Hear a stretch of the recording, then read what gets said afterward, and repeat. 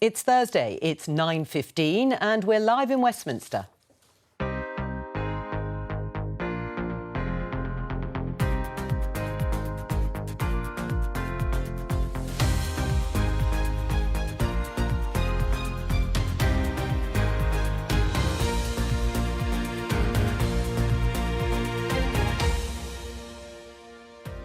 Joining me today, the Conservative MP and former Children's Minister Tim Loughton, the Labour MP Lloyd Russell-Moyle, Miatta Fahnbulleh, the Chief Executive of the Left of Centre think tank The New Economics Foundation, and the independent peer Claire Fox.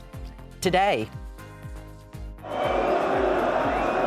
the Euros are blamed for a rise in COVID cases. I think there is an association between that and some of the cases we've seen in recent days. Should Wembley and Wimbledon still welcome capacity crowds later this month?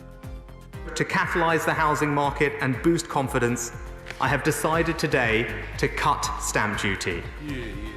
The year-long holiday for the property tax ends today. Has it been a success? What do you prefer to go as? When you know someone's pronouns, it's respectful to use them. Companies are educating their customers about LGBTQ rights, but are they ranging beyond their brief?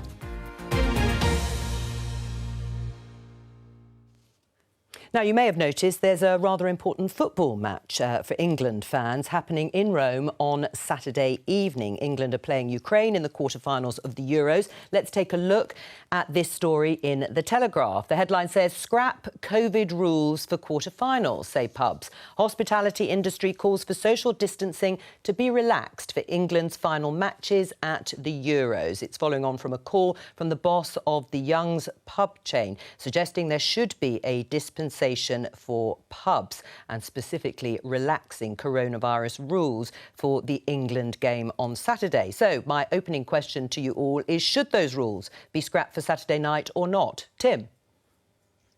Well, I think we should see some relaxation of the rules. So far, the football's been a huge morale booster. And frankly, if you don't allow people into the stadium, or you don't allow people into pubs or other areas where they can be stewarded in some way to abide by social distancing and other rules, then fans will find other ways of celebrating at home in confined spaces where all social distancing and any other rules go completely out of the window. And it's interesting that this bout they've had in Scotland with fans returning from London, having been told not to go to London, only a very few of them were actually in the stadium in Wembley itself. They found other ways of watching the football in large groups. So it's not the pub's fault. Well, we'll talk about that in a little more detail. Lloyd, do you think they should be relaxed, specifically the coronavirus rules on social distancing for the game? I'm not sure that they need to be relaxed specifically. I think it's important that people are allowed to meet outside and in public. And Tim is quite right that the most dangerous area for people to be meeting is in people's homes with windows shut and stuffy groups of people in small houses. What we need is for people to be able to meet and socialise and enjoy the games outside in public, because that's much safer. If the rules need to change to make sure that happens, then of course that should follow. But I'm not going to knee-jerk say it needs to change or not. I suspect it is possible within the rules broadly itself, and it might mean that local councils and other businesses working together can step up and use more creative spaces, church and village halls. I've seen it being watched in football stadium around the country as well. Local non-league football clubs showing it on a big screen in their club where people can social distance. So I think what we need to do is make sure those things are done, and businesses and local councils have a role to work together to make sure that can happen. Well, I mean, Claire, pubs in England currently have to follow the rule of 6 for custom indoors and only table service is allowed. Should that go for Saturday evening? I actually think that hospitality doesn't need these rules in general at this stage. So I'd like to see them scrapped, not just for the football match. I think the problem for pubs and hospitality is that regardless of those rules, people are going to ignore them. I don't know if you saw this. I mean, this is England playing football. I mean, for goodness sake. And they've just had a win. And so to a certain extent, the public have moved away from the rules. And the difficulty for those people who run hospitality is that they're going to try and enforce the rules against that. So I would scrap them anyway. And also we do have to bear in mind that, you know, if you're a UEFA or FIFA official, it wouldn't matter. If you were at G7, it wouldn't matter, the VIPs, etc., etc. The one rule for them. But there is a truth to that, which is people can see that people are living more normally now, and if you are in a particular group, you are given sanction to do that. And I think that the football pleb should have that sanction too. Right. Well, on that, Miata, what's your reaction? Do you think people will ignore it anyway? It would be difficult for pubs to enforce. Well, it will be hard for pubs to enforce, but we are still in a global pandemic. And the key thing at the moment is that there's a race between vaccinating as much of the adult population as you can, because the Delta variant still, it's only 30 vaccines with one jab is only 33% effective against it. So I don't think just because we have a game, as uplifting as it is, as exciting as it is, that we should rush to relax the rules, particularly in pubs indoors where we know the risk of transmission is high. All right, well, let's pick up on your point about safety, Miata, and take a look at The Guardian front page. Fears over mass events after 1,300 travelling Scotland fans get COVID. Now, this is new data from Public Health Scotland. As you can see, the figures there of people testing positive for coronavirus after that game. Some scientists have raised concerns about the government's plans to allow even more fans, some 60,000, into Wembley Stadium for the semi-final and final of the Euros. And, of course, it's not just football. There's Wimbledon, too, going to host 15,000 fans on Centre Court for the finals. Are these big sporting events with so many people then, Tim, a sensible idea? Well, we've had pilots for big sporting events over recent weeks, including football, where people have shown test results as they've gone in, and they have been remarkably successful. The incidence of people infected who've been at those events, has been absolutely tiny. So I think it shows it can work. And look, we have got to get back to as high a degree of normality as possible. This pandemic has gone on, lockdown has gone on for more than 15 months in this country. We now have over 85% of the population who've had a first dose and approaching 2/3 who've had a second dose. The most vulnerable people are largely protected now by the vaccine, and the rollout is carrying on apace to all young adults too. So where's the payoff for that? We can't go on being completely risk averse. We have got to get back to some degree of normality. And I think with proper checks and balances, these events can go ahead. They're very important for the hospitality industry. Frankly, they're also very important for boosting the morale of a nation that's had a pretty lousy time for the last 16 months. Miata?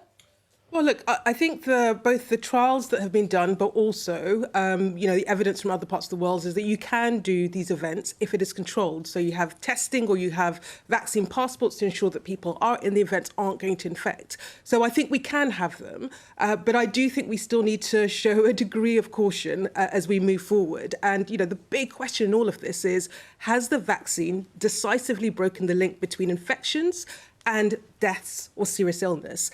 Early evidence looks good, but we're still waiting. So we have to let that play out. We've got to get the evidence base, and then I think we can go back to normality. I mean, Claire, the number of cases, we had a record number actually yesterday, over 26,000 from the government's data. Of course, far fewer hospitalisations than there used to be, but there are other issues to consider. People getting long COVID, for example, and the impact on schools. Well, the impact on schools is that we have a policy that is completely irrational, where if one child gets a positive test, a whole bubble is sent home. I mean, the impact on children of this kind of policy is that we're destroying their education. I mean, you wouldn't want to be a parent if a kid says, I don't want to go to school, I've got a funny tummy, and you say education's important because you've just socialised them into thinking it isn't. So the most important data for me is that the correlation between cases and hospitalisations is now not in any way significant. It's going down. And so you have an increase in the number of cases. You do not have an increase in the number of people getting ill. and getting seriously ill in terms of hospital, and even hospital admissions, 40% of those, it's estimated from the data as it's been looked at, are people who've contracted that in hospital anyway. So it's not even as though hospitalisations are a reflection of mass events. So the point about the safety and caution, I know it's the language we've lived with for 15 months, is that if we're going to carry on living in a society that can only see caution in relation to COVID, nothing else, by the way, you know, no other risks matter, only COVID, then we are not going to be able to restart society. And I do think that we are at a point where we're being overcautious, using, I'm afraid, a sort of rhetoric of fear that means that people will never be able to take responsibility for their own lives any longer. Do you agree with that, Lloyd? I agree that we need to start getting back to normality. And I think that we need to be clear on what those risks are. My understanding is that the events themselves have not been mass infection places, but it has been based on people getting there, people staying in accommodation or going to other places where they've got it. So I also think that we need to understand where people are getting it, not just attach it because they happen to have supported the football. It must be dangerous to go to a stadium. That's not what the evidence that I've seen seems to be showing, and that's not what the trials seem to show. Well, and we found the same out with beaches, didn't we? Everyone at the beginning screamed and shouted about people on the beaches, and all of last year there was not one infection that was recorded, and not one hospitalisation, of course, on a beach in the whole of Britain. So come to our beaches and enjoy them, and let's stop the kind of the idea that you've got to be enforcing kind of rules that are no longer needed. Of course, we need to monitor this situation carefully. Yes. We haven't yet completely broken that link between rising cases and hospitalisations. Hospitalisations, my understanding, are going up, but deaths are not. And that is important. All right. Because this is something we live with now. This is not something we can eradicate. Even Australia, that went for that kind of eradication approach, is now getting outbreaks of this. We locked down to vaccinate. That was the key. And that's what we've now done. Well, I like the promotion of coming to the beaches if the weather improves a bit more. See this in the Evening Standard headline: exclusive, now let's dance. Clubs to reopen with no COVID tests or vaccine passports. Health checks are too much hassle and no exceptions for July the 19th lifting. So should they be open, nightclubs, and unrestricted, Miata? I mean, I think if we're still at the stage where we don't have the majority of the over 18s double vaccinated, I think that's highly risky, not least because it will be the younger age groups that will be going to these nightclubs, although there are older people that go and like a dance. but in the end, a lot of them will only have had one jab, and it is only 33% effective against the Delta variant. So it seems madness, given that we've had pilots and we know that you can have vaccine passports, we know that you can test and show negative results, that you wouldn't have that, at least at the start. Well, the pictures you were seeing there of one of the pilots in Liverpool, I think, of a rave. So I am absolutely delighted that despite the kind of hawkish attempts at bringing in vaccine passports, which would have been a real breach of civil liberties and really ended up in a show your passes for health, which is a sort of society that I don't think we should do. But despite the fact that people like Michael Gove are really pushing it, even he said, actually, I don't think we should do this. The other thing is that it is true that generally the old and the vulnerable don't go out clubbing. So the other thing is that young people might well... Speak for yourself. You're not that old. I am old and I don't. But the point I was going to make was this idea that... you know, that we're protecting the vulnerable. And we have to remember that the young might not be double vaccinated, but they're also least likely to be severely affected by this virus. So this is what I'm saying is we've got to a point where the virus has taken on not just its real physical life, but a metaphysical, threatening tone. And I do actually think that it does matter about jobs. I do think that the hospitality industry has been destroyed during this time. Yeah.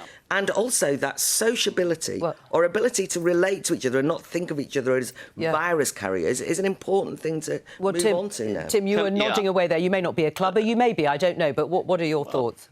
I may be, yeah, but I mean, look, I completely agree with Claire. You go anywhere in the West End, and I've got 3 kids in their 20s in London. They are finding other ways of socialising, and I'm afraid not abiding by the rules. I went to the theatre this week for the first time in 18 months. And in that theatre, there were people employed to hold up signs saying, please keep socially distanced, please don't talk, please don't eat, all these sort of things. We had to sit apart.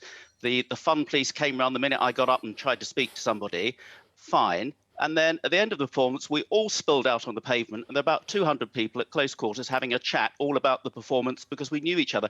I'm afraid if you try and control people in one way, it will just come to nothing another way. So for goodness sake, let's be sensible. Right. Let's open up and let's use a bit of common sense and not wrap everybody up in cotton wool, and learn how we do live with this pandemic going forward, given that many, many people are now protected. Right. Miata, do you think everyone is a COVID hawk now in Westminster? Do you think there is a shift towards that 19th of July reopening?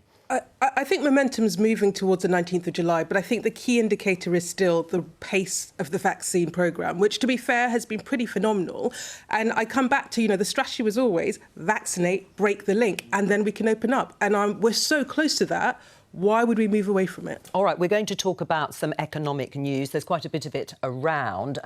For example, from today, employers will need to start contributing to the cost of keeping staff furloughed. The scheme is actually due to close completely at the end of September. They'll contribute a little bit more from today. And we're going to look at this particular story around stamp duty. This is the headline in The Independent. Savings from stamp duty holiday cancelled out by soaring property prices, says Labour. The stamp duty holiday, which was introduced last June in England and Northern Ireland. It means house buyers will now have to pay stamp duty again for purchases above £250,000. That headline, Lloyd, you agree with that, do you? You didn't like the policy in the first place. Well, we like the policy of trying to make it better and easier for people to be able to buy houses and to be homeowners. If they wish to be homeowners, or if they wish to be renters, they should be given security and fairness. But the problem with the raising of the reduction, temporary scrapping of the stamp duty is what we said at the time, is that the way the market works is all that will do is help increase property prices. People don't reduce accordingly. People think, well, OK, I can then ask for a little bit more. Not necessarily consciously, but it is how the market works. We said that would happen, and the evidence now has been proven. That method, that instead, stamp duty could have been kept, and other methods could have been put in, using that revenue to support people on the housing ladder. And the problem is, time and time again, the government's housing policies fail first-time buyers, and they fail actually renters, who also are very often the people trying to save their deposits. And both of them have failed during this pandemic as well. Tim, is Lloyd right? When you look at the data, the average house price has topped £240,000 for the first time. Yeah, there's been a knock-on effect. When you try and manipulate markets like that, don't be surprised if you do have knock-on effects, and reducing stamp duty has meant that prices have gone up by more than the saving of up to £15,000 on stamp duty. So it actually hasn't achieved an awful lot. I mean, I'm not a big fan of stamp duty as a tax anyway, and I'd much rather see we have a ridiculous situation at the moment. For example, we need more family homes, and yet we've got lots of single people, widows, whatever, rattling around in 3 or 4 bedroom houses because they don't want to pay the cost of moving. We should abolish stamp duty for people downsizing to free up that sort of property that we desperately need for our families. And it's also absurd that in our part of the country where Lloyd and I live on the south coast, the price of property is hugely more than the other end of the country. But if a 3-bedroom house in Lloyd or my constituency would cost probably double what it would in somewhere like Sunderland. And yet we're paying twice the amount of stamp duty in order to get the same amount of house. That can't be right. So I think we need to see some regional variations as well. Claire? Stamp duty is a pretty crude tax, actually, and it's been used as a cash cow by the Treasury for too long. Claire? I tend to agree that it's a crude tax. I mean, you think, let's get rid of it. But it's been explained that doesn't quite have the effect that you want it to. But I think in general, the sort of sense of encouraging people to buy homes and helping first-time buyers and all the rest of it is all very positive. But I do think that if you do look at it in the round, there is a bit of a mess going on. For example, a lot of the first-time buyers or buyers of affordable homes are leaseholders, and they've got themselves into this. The Tories have got themselves in a terrible mess about leaseholders now having to take up the burden of the building safety work. I'm making this point because you can just see that actually, rather than a government that's kind of encouraging people to buy houses, you end up in a situation where the last thing you want to do is to buy a house if you're going to get lumbered with, for example, massive costs on leaseholders. And or you're in a situation where the big problem is that just we're not building enough homes. Right. And I think that has to be our priority rather than this kind of twiddling around in the centre. Put it into some context, though. Has it worked? We've heard both from Lloyd and Tim there are sort of unforeseen or not unforeseen consequences, aren't there, to a policy like this? But did it get the property market moving during the pandemic? I mean, it definitely stoked up the property market. So if that was its aim, it achieved that. But its aim was to try and get people on the housing ladder. Yeah. And so you have to go to the question of affordability. And actually all it's done by boosting up prices is lock out more people from the property market. Claire is right. The only way you solve this problem is by building more. You know, the only time in which we didn't have a housing crisis was when the public sector, by the way, was building homes, councils, housing associations, backed by government funding, in order to ensure that supply meets demand. Unless you do that, you're not going to fix the problem. Right, but Tim also suggested, Lloyd, that stamp duty should just be abolished. Do you agree? Well, what Tim put his finger on the nub of is that we have a system of taxation, not just with stamp duty, but with council tax. That means you can be rattling around a big house and paying disproportionately less tax and less incentive to move. To a smaller house, we have a tax system based on land and property that is not fair or proportionate. And at the same time, we have a renters market where renters are given no security. And so actually renting in the long term is not an option for people who want to put down roots in the community anymore. We need proper rental reform. Many people will want to rent for the long term, if not for the whole life.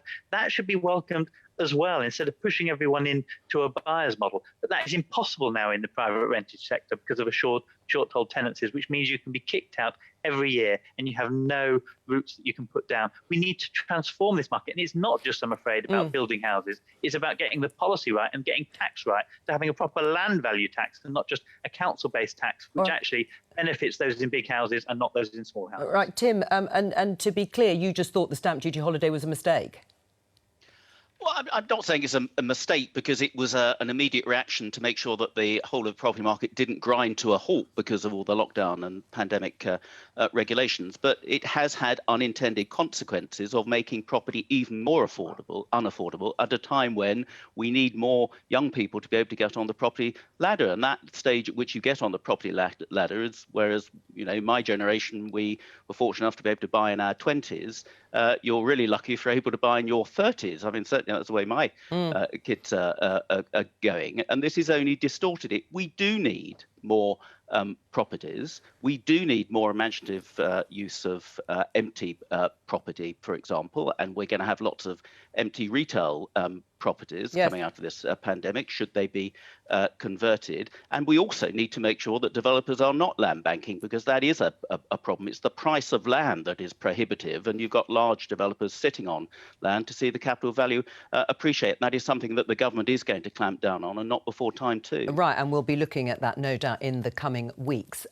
It's also the end of Pride Month, which you will have no doubt noticed, celebrated around the world, normally, of course, with marches and all sorts of people out on the streets. Impossible, of course, during the pandemic. But lots of companies, charities and government departments have been showing their support for the campaign. Let's have a look at this, actually, from Barclays. He, him, she, her, they, them. Pronouns may just be a few letters, but they can mean everything. David explains how asking someone which pronouns they prefer instead of assuming can make all the difference. Let's have a listen.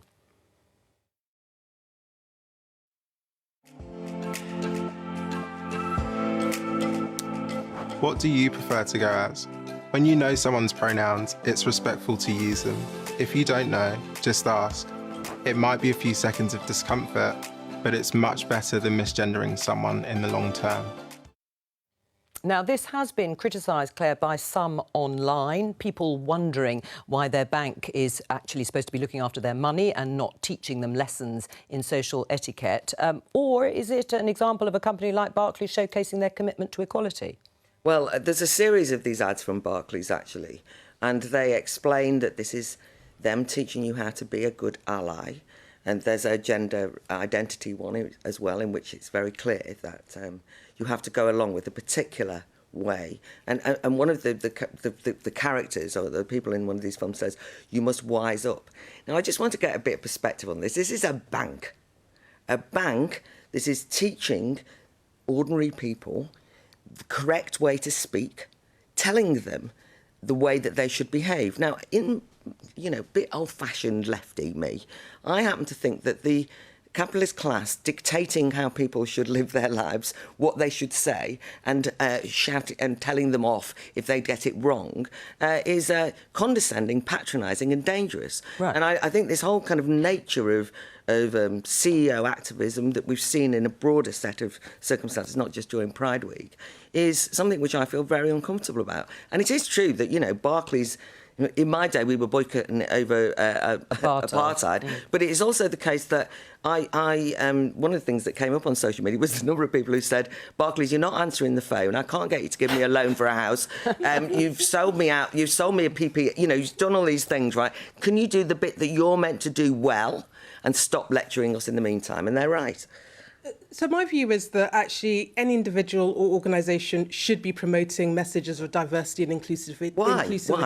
Because I think it reinforces it, because I think it locks it in as a social norm. Having said that, I also want to see Barclays be as progressive on its lending operations, on greening its financial operations, on thinking about social purpose when it lends. So there's a whole host of things it needs to do. But I think when it does something that is good, we should say it's good and say, please get the rest of your house in order. And do you think it actually contributes to a more mainstream discussion then of these issues? I think it does. I think it does. And actually, I think people that you wouldn't expect, you'd expect the kind of liberal lefties, you'd expect, you'll call me a woke, you'll expect the wokes to say this. But when you hear it from quarters that you don't expect, I think it both generates debate, which is a good thing, but it starts normalising things that, quite frankly, should be normal now. Excuse me. It doesn't generate debate. I hate the word woke, by the way, so I'm not going to use that. It doesn't generate debate. It tells you that there is no debate. It tells you that you need to follow this prescriptive, quite narrow set of guidelines about how you relate to people, or you will be considered to be some kind of backward Neanderthal. Because it basically says you will not be an ally, you will not help us if you don't follow the rules. And what I'm saying is that that's not a debate, that's an instruction. And it's an instruction from on high. And I actually disagree with the messages in that. But of course, we know that that must mean that I have somehow got some unconscious bias. But actually, for example, I'm a gender-critical individual who happens to think that some of the issues need to at least be opened up and discussed, not told that I have to recognise that somebody is a woman when they are, in my view, biologically not a woman. So it's not a debate, it's a closing down of this discussion, Miata? not opening it up. Well, the very fact that we're having this exchange suggests it's generating a debate. So I disagree. And actually, in that instance, what Barclays are doing is say, recognise that, the point that it's almost nothing to you, but recognise that actually pronouns matter to someone else. It's just opening up consciousness. And I don't think that's a bad thing, in a world where that should become the norm. Right, well, let's get Lloyd and Tim's views on this. Lloyd, are they overstepping the mark? Are they setting out instructions, as Claire has put it? Claire has read too much into this, and actually I'm surprised she doesn't take more of a decent Marxist understanding of this. Barclays are a business. They are suffering from the fact that many young people are not banking with the mainstream high street banks now and are using alternative forms of banking. They need to reach out to young people, and it is overwhelmingly clear that young people support these, and when I say young, I mean kind of under 30s, support these kinds of messages, and it is for them a cynical business-making opportunity. Now, I welcome it when, of course, it links to also equality, and those business money-making links to equality. Isn't that great? But let's be very clear. The left in Pride and LGBT discussions have been very critical of businesses who have used their position to make money and not support LGBT organisations. I know in Pride in Brighton, we've got some businesses that give huge amounts kind of Amex, for example, to our charities. And you have other businesses that put pride flags up all year, not all year, but, all month. And like Sainsbury's in the gay village, but gives almost nothing to the local community support foundation. So yes, businesses use it cynically. Some businesses go above and beyond. But in this case, unless I know that Barclays is actually making some financial donations, I'm going to take it as an assumption that this is a business-based decision. It's great that it coincides with my views of equality and how I think the world should work, but I'm in no delusion to think that it's about Barclays telling us anything. It's about Barclays marketing. Tim, how do you see it? Is it a cynical ploy? Well, I just despair. I completely agree with Claire. I don't bank with Barclays, but if I did, it's because I want them to look after my money properly and give me sound investment advice. Great that they're an equal opportunities employer. I want to see that from everybody. I'm a bit more concerned about their policy towards investment in China. As somebody who's been sanctioned by the Chinese, I don't want them investing in slave labour in Xinjiang. Those are the things I'm concerned about most of all, not their policy on misgendering. Now, I'm all for being respectful to other people. Absolutely right. We were always taught that as children. I don't think it's respectful to be told how to be respectful and their particular interpretation. And the point Claire made, which is right and which is really, I think, harmful in the way things are going in society today, is if you don't go along with this, then you are deemed to be in some way homophobic or racist or whatever the issue actually is. So you've got organizations like Barclays who are being advised by certain what now is known as woke organizations who are trying to set down the rules and challenge other people that if you don't agree with them, then you are at fault and you are the one who's got a problem. If somebody wants to be called in a certain way and they tell me that, absolutely fine. Lots of people say, I'm not Miss, I'm Ms. Fine, I'll address them as Ms. I don't need to be told how to be respectful in dealing with other people. And I prefer Barclays put the money from this advertising campaign in employing more real people that I could speak to when I need advice over the phone. Because at the moment, I'm fed up with dealing with automated machines. Lloyd, you were shaking your head. I just think the outrage that this has caused Tim and Claire, what is clear is Barclays need the business of young people, and young people support these kinds of messages, and it's a way of attracting them. I mean, I agree with Tim. If someone tells me that they want to be called by him, her, or she, them, whatever, I will be respectful and use it. I personally don't ask, and I don't tell people because I don't particularly like it myself. Right. But I think we can be all respectful. But I also think we don't need to get outraged by Barclays who need to reach out to a demographic that want this. And actually, it is business sense. And probably people like Tim, Barclays don't need anymore. Tim, you're yesterday's man. They need young people's money. Tim, I mean, it's not just Barclays. I'll come back to you, Claire, in just a minute. Of course, it's not just Barclays doing these kinds of things and supporting the campaign. But on the issue of telling people, instructing people how to behave, Lloyd, can you address that? And I'll go back to Tim. I mean, I don't think they're instructing or telling. I mean, I think this is where Tim and Claire have kind of got their knickers in a twist a little bit here. They are putting a promotional advert out about how some people would like to be addressed. There is no punishment if you don't follow that. It is an information video that is also a promotional video for Barclays. Lots of companies and organisations have done it. Dove, when they did their positive body image campaign, etc. Lots of corporations do it. No one is telling anyone what to do. No one is forcing anyone what to do. No one is cancelling anyone else's voice. It's all a nice big debate where people are free to say what they want, but most of all, people should have respect for each other. Easy peasy. Let's move on. Right. Tim? I'm not getting outraged. I don't think Claire is either. I'm just exasperated by this. And Lloyd is wrong. There is actually a very insidious punishment here, because if you don't go along with it, if you don't agree that this is great, of course it's all easy peasy, let's move on, then you are identified potentially as, in this case, homophobic, transphobic, or whatever. And there are people who are setting the norm of what is acceptable and challenging people who question that norm, that therefore they must be phobic in some way. And that is what is wrong. We can have a sensible debate about this, but Yes. I do not need to be told how to be respectful by a bank like Barclays, who's got some serious problems and certainly had serious problems in the past with the way it handles people's money and manipulates markets. So I don't need to be preached to by Barclays now. I want them to look after my money if I bank with them, which you've I made don't. that clear, and I'll come to Claire finally. But Miata, do you want to respond?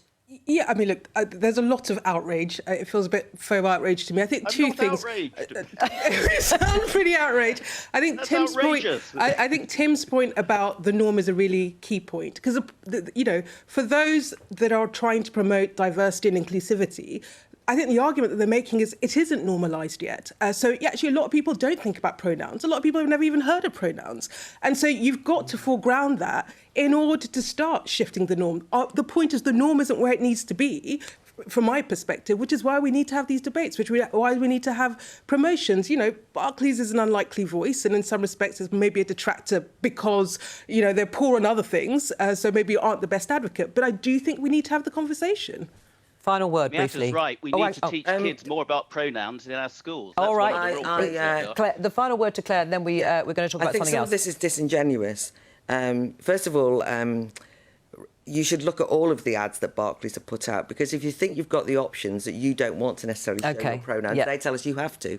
It's mandated speech. It's not free speech. And it's very important, I think, that whilst this can be battered away as outraged anti-woke types, which I can see is what's happening in this discussion, I'm simply asking the question about whether, for example, big business and corporates should be setting the norms for the majority of people. All right. And while somebody was saying, oh, well, this is for young people, it's not like old people like me. Sorry, Lloyd was making that point. Which young people? It's a particular political outlook, this, of a particular political viewpoint. And it's been, you know, lots of people want it to be the norm. And I'm suggesting that, how dare you? What do you mean you want it to be the norm? Well, so we'll get all these big corporates to tell us what the norms are in society. We're going to finish it there. I'm outraged at that. All right, we'll leave you being outraged for a moment, Claire. We're joined by Jeremiah Emmanuel, who is 22, an activist, entrepreneur, a former Deputy Young Mayor of Lambeth and a member of the UK Youth Parliament. Welcome to you. You've written a book, Dreaming in a Nightmare. It documents, in part, your upbringing in South London, looks at the way inequality has impacted some of your peers and local community. From your book, broadly, Jeremiah, you say and think that Britain is not a particularly fair place to grow up in. You write that the system actively works against certain members of society, silently preventing people from succeeding. Tell us a bit more about that. Dreaming in a Nightmare to me sort of encapsulated my life growing up. I felt like I was stuck between two worlds. In one world, I was listened to through my activism, traveling the world, having my opinions listened to by the likes of Bill Gates and really successful business leaders. And in the other world was my environment. I grew up in Brixton, South London, in a place sort of filled with poverty, affected by many different inequalities. And I felt it was very important in this book to draw on different examples within my life, within the education system, the justice system and business, to give examples of the inequalities that me and my peers had to face. Can you give some examples? As an example, I would say the pandemic has really highlighted a number of different inequalities. You know, we saw everything around the free school meals and the amount of organizations that really had to speak out, and individuals like Marcus Rashford to get the government to change their mind. We've also seen loads of digital inequality. I heard only a few days ago of a family of 4 with a mother working from home and her 3 kids studying from home, and they all had to share an iPhone in between them. So within the book, I talk about many forms of inequality, but also talk about the solutions and what we really need to do as a society to become more equal. Tim, is Britain a fair enough place to everyone if you just work hard enough? It's not fair enough yet, and we've made a lot of progress, but we've got a lot further to go. And I absolutely agree with Jeremiah, and the work that Jeremiah has done through the UK Youth Parliament and some of the activism he's involved in is really, really important. I mean, I was the Children's Minister when we rescued the Youth Parliament. It was in danger of going bust, and it is a fantastic platform to give young people a voice, and actually disproportionately from BME communities as well. This is what the government's levelling up agenda is all about. It's not about levelling up the North with the South, which it seems to be caricatured as. It is absolutely making sure that more people from really deprived backgrounds get those opportunities and an equal shot at competing in school, going on to university, to apprenticeships and skills and other things like that. We've made a lot of progress, but we've got a lot further to go. Right, and the pandemic, Jeremiah is absolutely right, has highlighted some of the inequalities, particularly people in cramped living conditions where you've got several people trying to work from home and be schooled from home, and you haven't got access to laptops and everything else to go with it. And of course, the higher fatality rate we saw amongst BME community members, and particularly those working with the health service. There's a lot of inequality still there. Right, it's and you've been better, in power, and the Conservatives have been in power for over a decade. Are you not just safeguarding the system that is entrenched in inequality and the sort of inequalities that Jeremiah talks about and writes about in his book? Absolutely not. And the Conservative Party is absolutely wedded to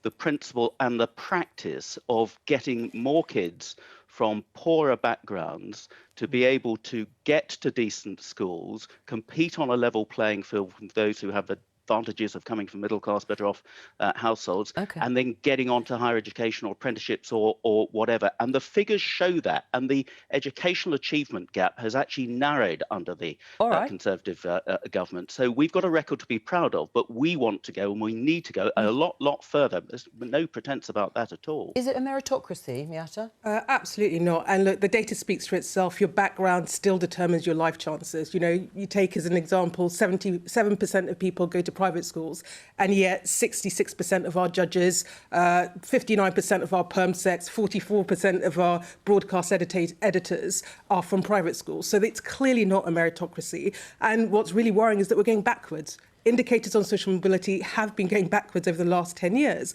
And, you know, my view is if you want to fix this, you've got to put in place a social guarantee, you know, a baseline which means that people can thrive. And that's part an income, enough income so that people can afford the basics. And you combine that with a package of public services, childcare, education, health, social care, housing, quality housing. You have all of that as a foundation, then people can thrive. But if you don't have that as a baseline, people fall below that net and it's incredibly hard for them to get ahead. Jeremiah, why do you think you've made it in those broad terms where other friends of yours haven't? I mean, what impact did school exclusions have? You know, I think there's so many educational inequalities to touch on. You know, in the book, I give examples of the effects of exclusions within school and the route that many young people go down after being dismissed from full-time education. I feel, you know, many schools are not doing enough to support young people, especially those that normally get distracted within school. There's actually an example I give of a school in South London called Dunraven, who actually adopted a zero exclusions policy. And we saw the really positive effects of that policy within the school. Right. So, yeah, I think even in terms of politics, you know, we're here debating different topics. I think a lot of the time it's a lot of political games and debates. You know, I believe all political parties need to identify a lot of these issues and sort of just come together and say enough is enough. What can we do to, you know, bring solutions to a lot of these issues? Jeremiah, thank you very much for joining us. Claire, we only have a minute left. Briefly, early intervention, would that be key? I think we've got a real problem with the bigotry of low expectations, and it's good to hear Jeremiah, by the way, talking about material inequality, because I do think if we're going to have social justice conversations, I'd like them grounded in something like this. I think zero exclusions from schools, which is a form of early intervention, I think, you know, say that to teachers. But I think the question is why so many people are being excluded, not to say they should never be excluded, but why teachers feel that they are unteachable. So these are the kind of conversations I want us to have, absolutely. And I don't want to be over fatalistic about early intervention. Apologies to you, Lloyd. Sorry. We've run out of time, but thank you very much to all of our guests. I'll be back on Monday at the earlier time again of 9:15, of course, and we'll discuss the result of the Batley and Spen by-election happening today.